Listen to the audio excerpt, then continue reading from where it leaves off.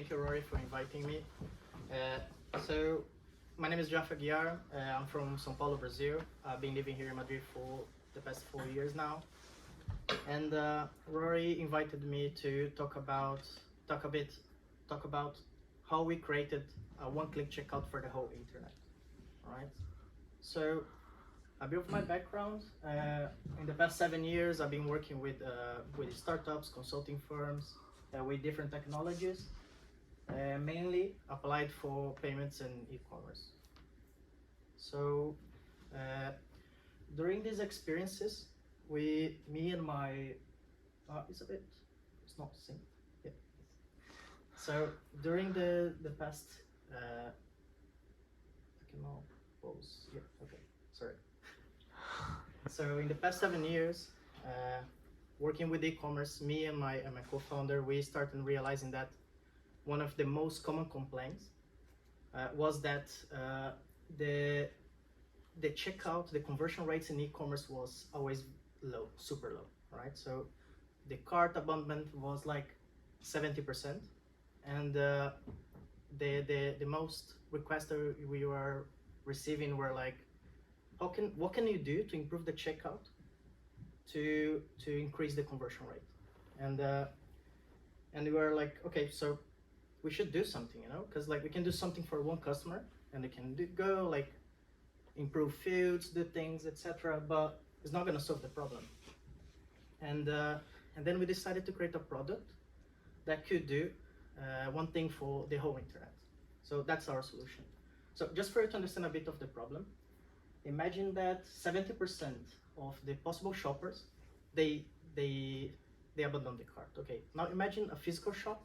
You go to a shop, a supermarket, and 10 people coming, and 7 of them, they're like just going to the cashier, and then they decide to leave. So 3 people only pay, and 3 people only finish the purchase. That's fucked up, isn't it? So we said, okay, so what we're gonna do? We gotta solve that in a way. And how we're gonna do it? So what if we try to create a checkout that takes from average 2 minutes long to something that takes only 5 seconds for you to complete and just a single click. So I'm talking no dodgy forms, I'm talking a single account for different stores and the security, Because here, if you take a look in these facts, in this form, for example, how many fields do I have in here? Like the average amount of fields in a checkout nowadays is 14. So imagine I have to fill 14 fields in a checkout for to complete a purchase. That's why we live. Today, like we go to Instagram, just an example, you go to Instagram and you don't like a post, and what you do, you just scroll. Like how long does that take? Less than a second, right? Imagine you have to wait 2 minutes for you to complete a purchase. So knowing a bit of this data, and there are more data about it, which really scary, is the e-commerce directors, or like the developers as well.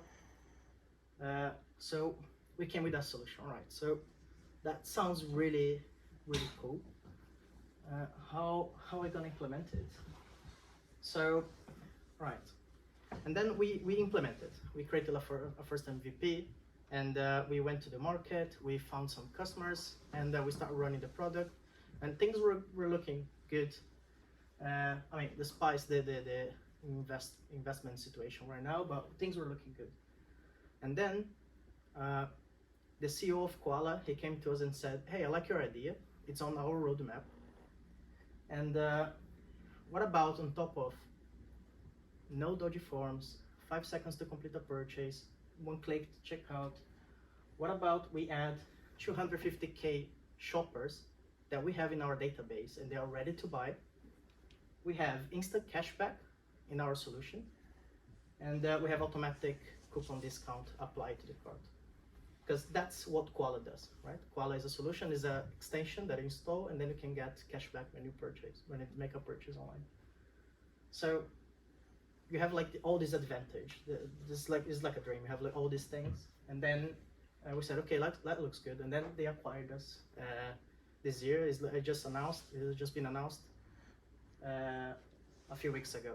So, all right. So now we are together in this mission. We got the product. We're going out. Let's rebrand everything.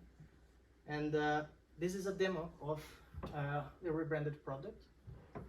So as you can see, that's it. You click, and then the purchase is done. Right? This is not a Figma thing. I promise you. It's online. If I can show you some links for you to purchase in one click later. So yeah. So we rebranded everything. We created a product, and we went to the market, and we're trying to increase our revenue, do whatever, like everything that a company should do, right? Right. That's really beautiful. It sounds really cool, but of course, when you're creating a company, when you're creating a technology that is supposed to be disruptive, you have to have challenges.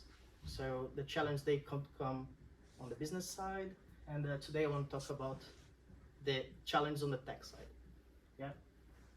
So when you are building a platform that scales, and when I say scales, I'm not talking just only B2B, because our customers, they are also B2C, because you have to install them in the e-commerce stores. So if they grow, we have to grow and support their growth along the way. So the three main challenges for us was certification, because we are storing payment data and have to be safe, we have to be compliant, and have to do things right. Second one is the scaling in a small team. We're 5 developers. You know, we don't have a DevOps team, InfoSec team. You have to grow and support it with 5 developers. Then we have to try and avoid to create a mess when you're integrating with many different platforms. So an example, we are integrating with a custom store, someone that developed the store from scratch, but also we have customers that they use commerce tools, and they use commerce tools as a platform, so we have to integrate with their APIs. And then someone has a PrestaShop, and then someone uses Stripe, Adyen, etc., etc., etc. So when you have many integrations, you have to avoid to create a mess, otherwise your code is not going to scale, right? Let's start with PCI. What the fuck is PCI? So PCI is a certification that it was created like a few years ago by Visa, MasterCard, AliExpress, and the objective of this certification is to create a protocol that everyone who is storing payment information should follow. Okay, and if you don't pass this certification, if you are not compliant with this certification, you're gonna receive a fee, and you're not gonna be able to do it. You're not gonna be able to process payment. So is required, of course, according to the amount of payments you're processing. All right, so we had to do it. Let's start there. If you go to Google now and you look, how much do I have to pay for me to be PCI certified? You're gonna find that a mid-size service provider, they have to pay minimum 50K, and then they have to pay annually fees for it to keep verified. So it's very expensive. For us, a startup that we receive, our first investment was like 150K. Is 1/3 of our investment, and we don't have that runway, right? So we have to find solutions. Okay, so how can we cut the costs but still be safe? You know, what if we try to rely on service providers that is already certified, like Amazon? So I took a look in this. I started reading about it. It's very complicated because there are loads of bureaucracy about it. But in Amazon documentation, they have a thing. It's called the PCI DSS scope. So you can find the tools from Amazon that are already in the scope, because they're big. They have to. They must have done it, right? So they're so big. They pay. They invest so much in infrastructure and security, and yeah, they did. And you can, from the checklist that PCI has of 12 steps, you can cut a lot out of it, because you can just check 6 out of it because Amazon already did, right? So that for us was really good because we cut the costs, we could move faster, and this is something first thing that I learned, that sometimes when you're small and you're starting, rely on people that they know how to do it, because it's not our core business, right? Our core business, what we know how to do is check out fast. We know how to help customers to buy one click. That's what we know, and that's what we have to do, nothing else. So storing data, processing payments, no, I'm not going to do it. I'm going to hold safely, store safely payment data, and I'm going to let Amazon do the rest, because they are good at doing it. So that's what we did. So we try to find mainly 4 services, or core services in Amazon are these 4. So Lambda for serverless script execution, DynamoDB for storage, API gateway for managing requests, and Amazon SQS for queues. All right, so talking about how can someone scale, and how can a company scale without having like many developers? Since we decided to use 4 main services, they are managed services, and we don't have to care much about it. Care much about the infrastructure. Let's choose also a framework that help us to create an API from scratch using managed services. They are PCI compliance, and it's quick. Because my thing, like I'm a developer. You have a UX UI designer. You have other 3-4 developers, but you don't have like a DevOps guy that can create from scratch Kubernetes, like amazing Docker files with many instructions. You know, we don't have. Maybe we can do it, and we might have the knowledge, but how are we going to maintain it and make it grow and scale? This is difficult. You know, I think all the developers here are gonna agree that it's cool, but maintaining it can be quite difficult when we're like scaling, receiving requests a lot. So for me, the solution was using a framework called serverless. This is a framework that was created a few years ago, and basically what it does, it create an application for you in only 3 commands that is going to connect your code with all these managed services that we chose, without having to go manually and configure an API gateway or whatever you're configuring. All right. So let's take a look at this.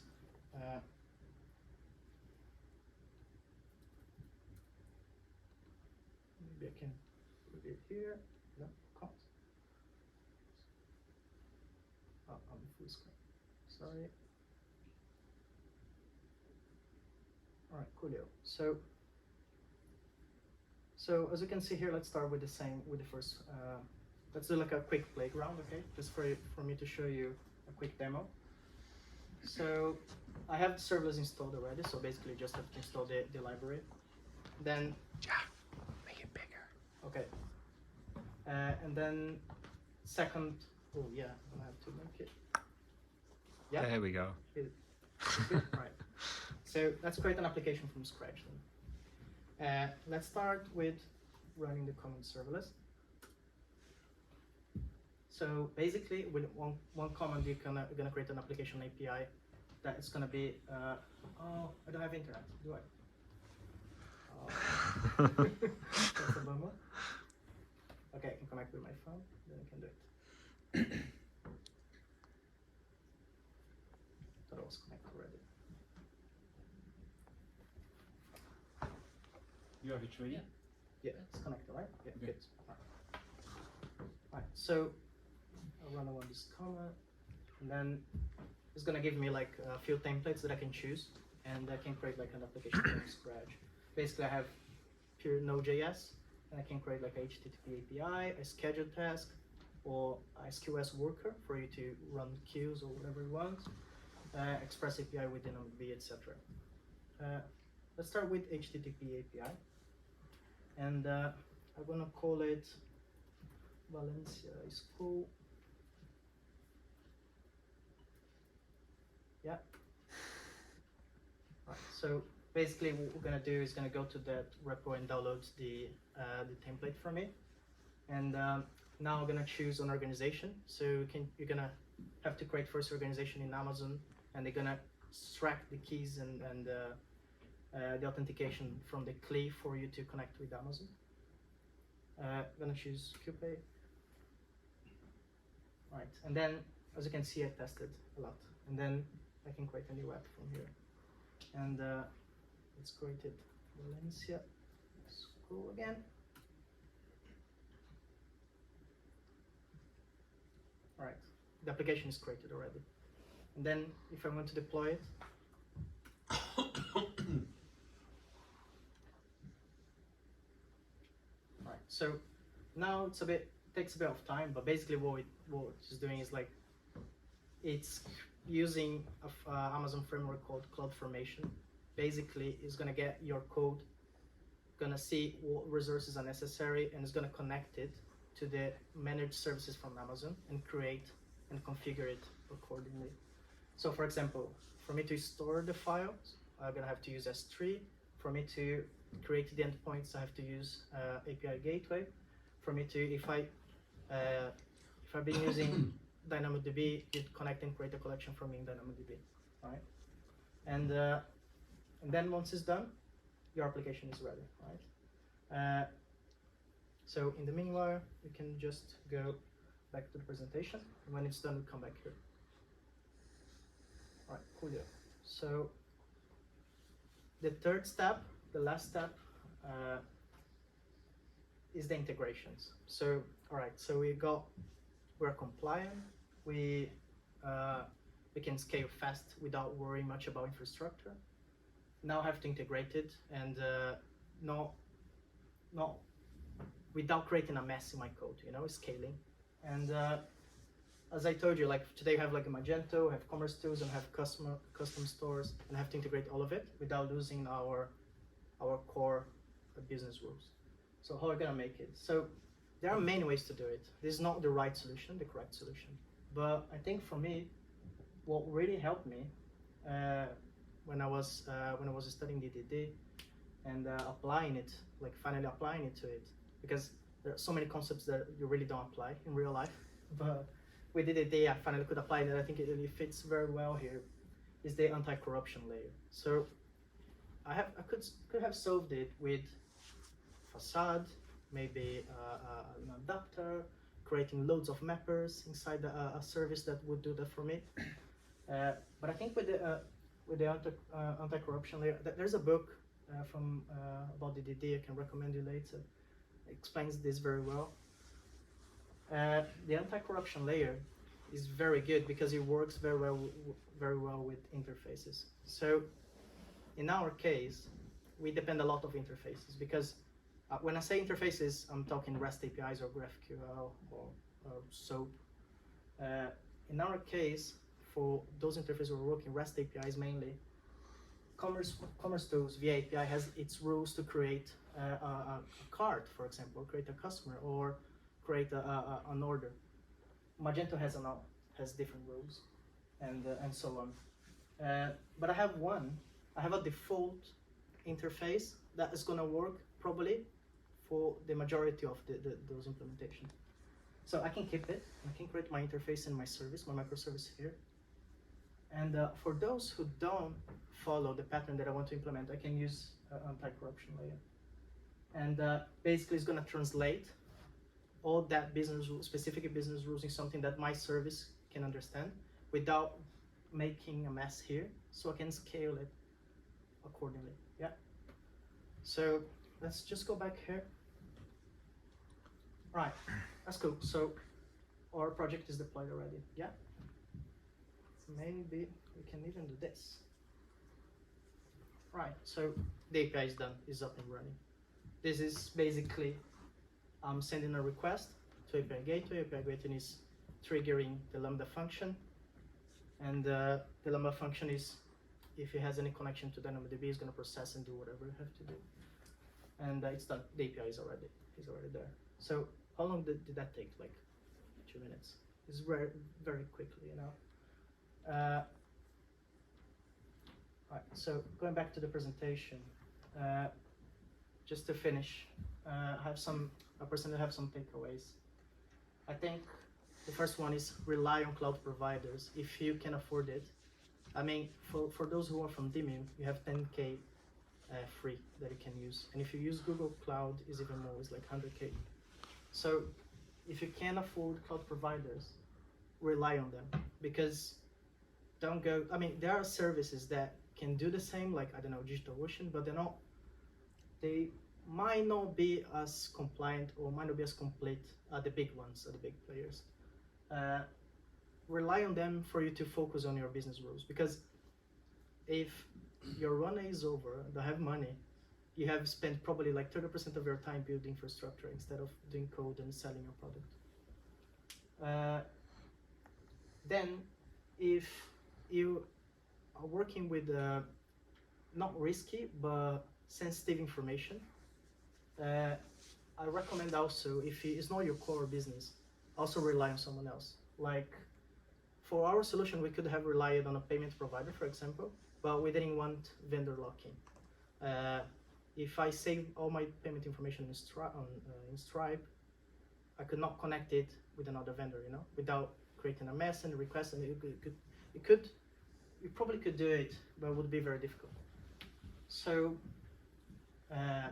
try to rely on someone that knows what they're doing.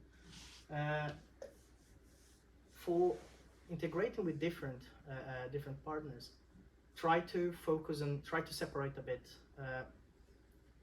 I know that we have like these rules that in the first month or for 6 months you have to create something that's probably that just have to be up and running and selling, right? That's true. You have to focus on that, but you can do that with quality.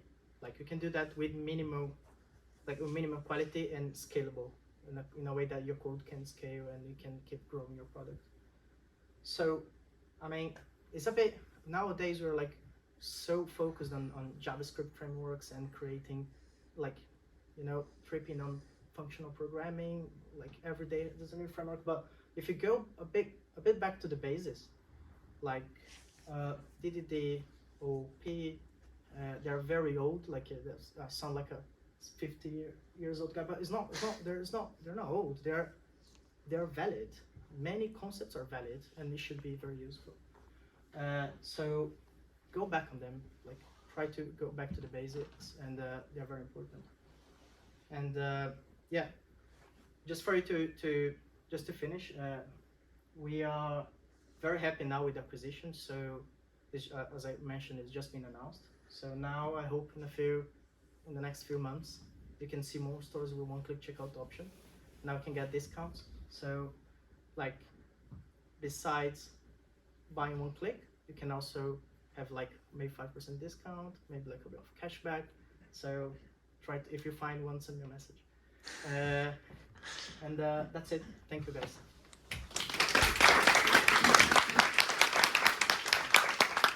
Okay, thank you very, very much, Jaf. That was incredible. Questions? Regarding your thing checkout, actually, are you dealing with all the checkout process like taxes and adding product to the cart and Yeah, all these things are the feature that you're offering as well? Or that Yes. are okay? yeah, we are offering that. That's the most difficult part, I would say, because that's why we need this, because for you, for example, to calculate order, delivery cost, taxi cost, as you mentioned, is so specific for each platform and also for each customer, because a customer from commerce stores here, they might have their own implementation about taxes. So having a default interface for the common cases and also a specific one for the ones that are not as common, it's very important. So yeah. So I actually have my own question. So Jaf, you mentioned DDD, domain-driven design.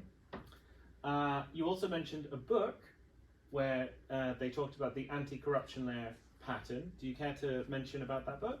Yeah, it's a book from Eric Lins, I think. Yeah, Eric Lins, yeah. Is it the blue book? Is the blue book, yeah. Okay. So, and also there's another one that also mentioned DDD, is the design pattern heads, I think, is also really good. I mean, there are some things I have to admit that, like today with the frameworks that I have today and the way they implement things today, they might be a bit old. But I think DDD, many concepts of DDD, like a ubiquitous language, for example, when you're like working in a internal organization, is very important. Yeah. Great. Questions?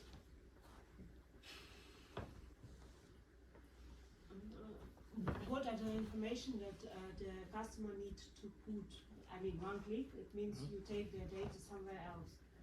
Okay, yeah. Or, So when the customer he goes and that's why the deal with Koala was really good, because Koala comes with the cashback and the discounts. So, and they have the users already.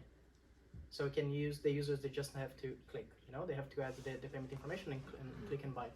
So if the user is not registered, he has to do a registration. So having the discount on the business side is very important, because the user clicks, and because he see, okay, if I do this register, I'm gonna have a discount. So how do you say that? Is a motivation, yeah, for him to do it, yeah. I just want to clarify one thing. The 5-second click out only works if a customer wants registered, because the 14 fields you mentioned, initially the customer will have to fill them in, because otherwise the vendor wouldn't know where to send something, and the credit card can't be double checked. If the store is integrated with us, the customer of course have accepted the terms and conditions. When he clicks to buy with us, we can capture the information and fill in our API.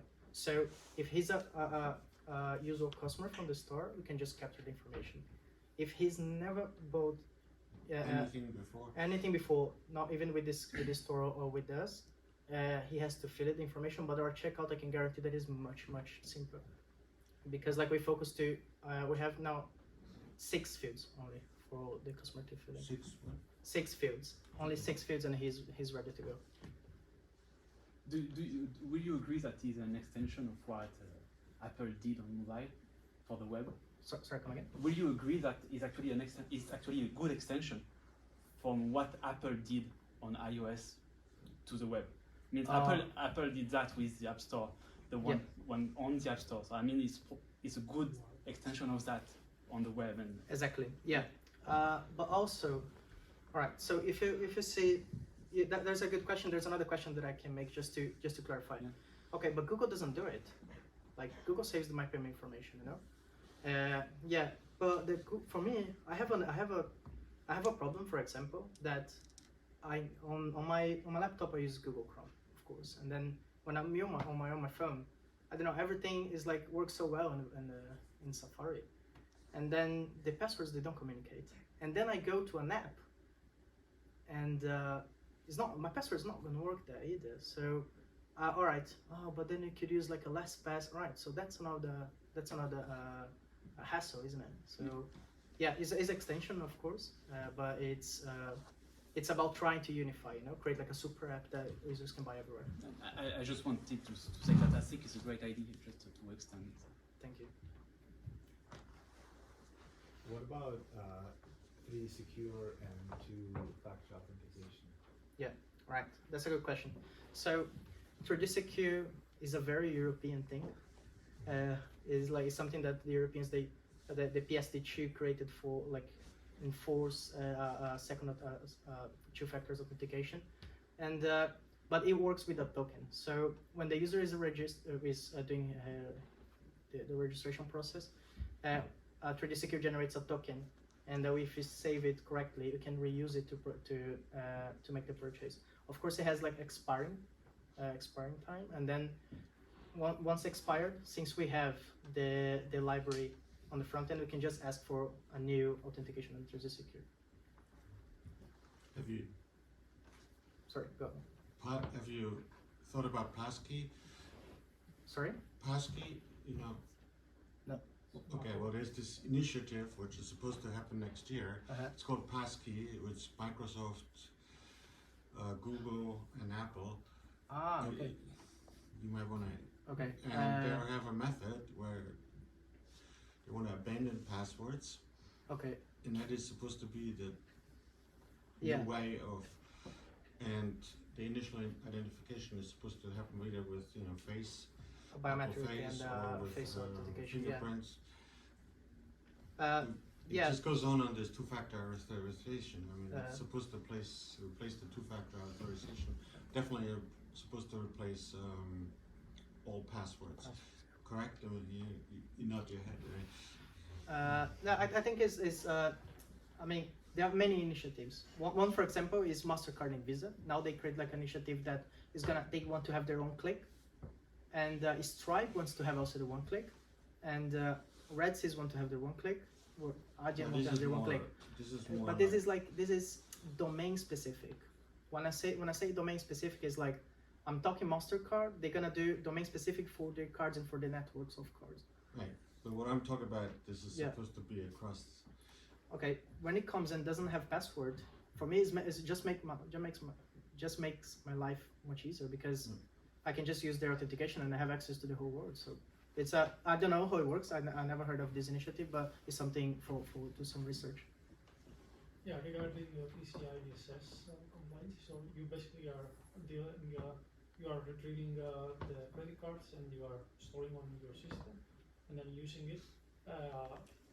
But you have any payment provider in front before going actually to Visa or MasterCard, or you are just doing calls Yeah. to Visa and MasterCard? Yeah. We're not worrying about payment processing, so we're not processing the payment directly with Visa and MasterCard.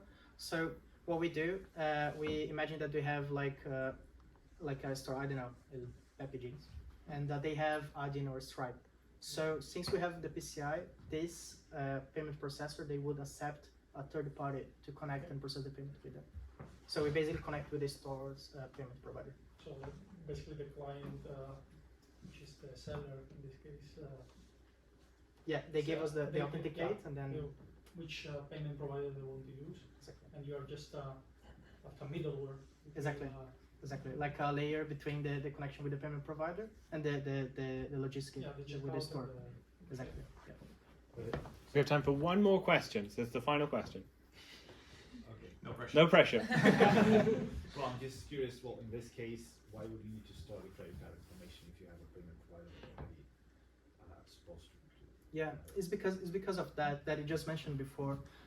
With the 3D Secure, since the 3D Secure is normally not all the time, but is normally related to the payment provider.